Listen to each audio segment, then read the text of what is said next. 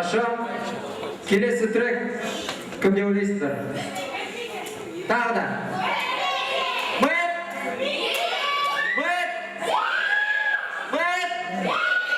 Мэт Микки, мында!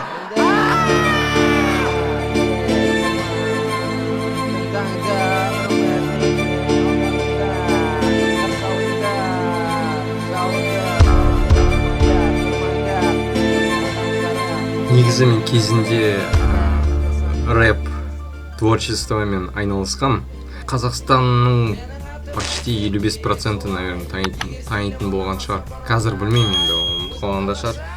Бірақ мен айтқым келіп тұрғаны, баяғыда мен рэп шумақтар жаздым, өлеңдер жаздым. Атыраудың ішінде әртүрлі командамен коллаборация жаздым. В общем, короче, ол 2001-ден басталды бәрі. 2001-ден. Мен үшін 2001-ден басталды. Содан 2004-ке дейін, наверное.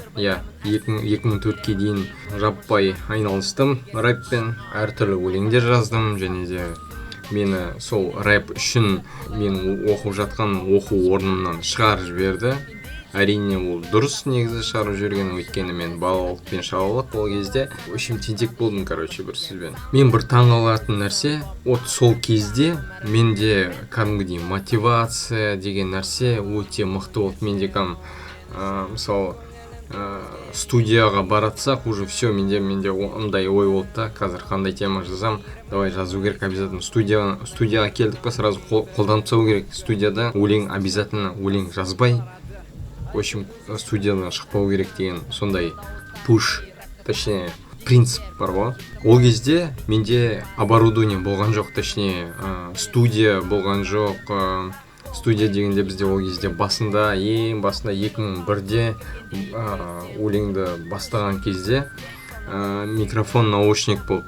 И банальный простой компьютер, PC, ПК, персональный компьютер дейді ол. Еще оның оперативкасы DDR, вообще системасы DDR2 болды, короче. DDR2 деген ол баяғы старинный атам заманғы классика негізі.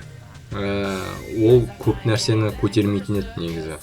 Көптеген андай ауыр программаларды көтермейтін еді. Сондай компьютермен біз өлеңдер жаздық та. Үйге жинап аласың, балдарды микрофон, наушникпен. Еще ол кезде бізде команда болды, Легион деген команда болды. Әрине оны бәрі біледі, атыраулықтар біледі. Легионда бізде бір единственный бір жігіт болды, ол BNN дедік, короче, BNN, Шынаты Нұрлан. Соның үйінде біз көптеген өлеңдер жаздық. Ол біздің некий студиямыз болды. Легион общинасының родной студиясы болды, короче. Әрине сол кездегі моменттерге әрине Нұрлан, BNN, егер сен мені көріп тұрсаң, көп рахмет саған. Негізі өте күшті, керемет жылдары болды сол кезде. В общем, мен бүгінгі тема негізі рэп, точнее мен рэппен қайттан айналысуға және де творчествомды жалғастыруға сондай бағыт салып отырмын. Сол себептен бұл видео жалпы, в общем, рэп туралы, короче. Қазір күн жарық, әлі де мен қазір далаға шығам, тағы да әңгіме соғам. Алыс кетпеңіздер. Ендеше далаға шығайық. Менің YouTube каналыма жазылуға ұмытпаңыздар, және де Instagram Макенский деген парақшама жазыл. Және де жақсы видеоларды күт. В общем, короче, кеттік далаға. Алға қадам, қаламның сиясы жүректі қара түске бояйды. Көрмеген затты жұрт түстерімен тілін қозғайды. Шашадым жарайды, қозғалғанды бетіме айт. Көрмегенді кім қандай сөзшіл болса, есік алды қарасызы, оң аяқ тұр құрсып. Жасылықтың бәрі артта қалды құрып. Ағасы інісін көкелеп, өтірікті аузына салып. Ал іні жүр күлімдеп, байқамай жүр алданып. Оның арманы жайлы орын, ыстық шай.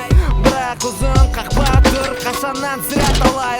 Рэп деп қақсалайды, қара періште құлағына басын ұстап. В общем, короче, былай. Тематика рэп туралы болғасын. Кезінде негізі менің лақап-атым Мэт Микки болды, я. Оны енді қазір атыраулықтардың почти барлығы білетін шығар. Менің кезіндегі деп айтып қойыншы. Өйткені қазіргі уже современный кезіндегі уже адамдар танымайды да. Негізі біздің кезіміз 2000 жылдары біздің кезіміз өте керемет кез болды. Мен өзіме ұнайды да. Ол кезде Instagram, YouTube ондай болған жоқ, короче. YouTube болды, бірақ дамымаған жоқ ол кезде. Көбі негізі оған мән бермеді. Өйткені смартфондар енді шығып келе жатыр. Екінің бірі оған қол жеткізе алмады ол кезде. Кезінде рэпті кәдімгідей гүрілдеттік. Мен, яғни Мэдмики және команда Легион, команда Аскал, Младший Жуз, в общем, короче, бәрі керемет гүрілдетті бар ғой ол кезде. Яу, Атырау, қарсы алыңдар. Мики, Мэдмики қайта оралды.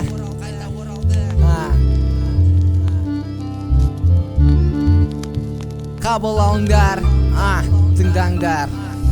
Уақытша оңға қараймын мен достар. Мерген рэп жасайды, өлеңге бәрін қосар. Оның сөздерінен қозғалады үлкен таулар. Бірге қоса жұмада көздерін бүкіл жаулар. Погода керемет. Осы керемет.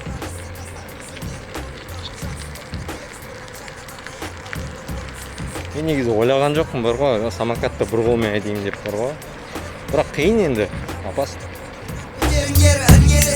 Менімен бірге құртай болса да мен беріңдер менің мына сөздеріме. Мерген ол Мэдмики, Мики ол мерген. Жұрттың сөздері бойынша ұйқастық күшті үйлестірген сөздер. Короче, достар, негізі адам бір нәрсемен кезінде айналысса, өзіне ұнайтын нәрсемен, ол ауру болып қалады да. Мысалы, андай адамдар болады, мысалы мен сияқтылар болады да. Кезінде айналысады, бірақ кратковременно қояды бәрін. Содан кейін қайттан бастайды да уже. Адамның мнениесіне қарамайды деген сияқты бар ғой.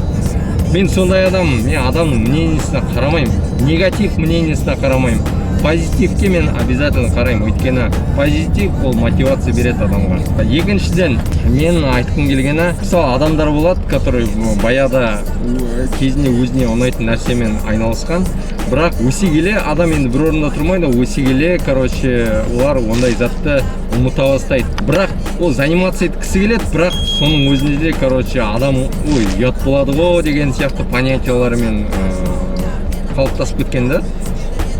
Ол негізі менің ойымша дұрыс емес нәрсе.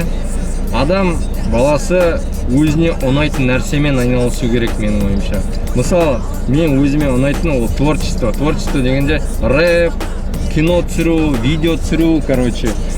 Вот. Солай, короче, енді адамдар қарайды дема, адамдар натуре жабайы ма бірдеңе, короче. В общем, короче, өздеріне ұнайтын нәрсемен айналысыңдар, короче. Есіңе сақта бала, Мики, Легионнан